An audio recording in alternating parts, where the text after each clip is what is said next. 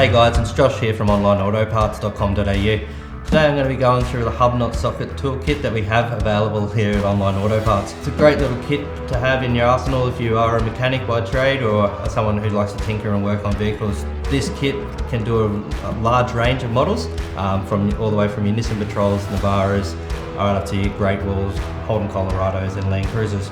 So this is a great kit to have. So it comes in a little plastic hard case, so it's to keep everything nice and neat and tidy and not looking for those tools later on. You'll find it comes from a range from 50mm, 52, 54. The MPRS 12, which is I think 54mm from centre to centre, which is your Great Walls, RGs and your new model Patrols.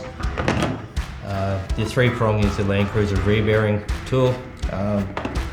It's a great tool to have if you can work at home. That's going to save you a lot of time and effort. Being a mechanic, I have seen people use chisels and hammers and all kinds of stuff to get the bearing nuts off. If you have something like this tool, you're going to know get the job done right and get it done properly the first time. So you can find all these parts available at onlineautoparts.com.au.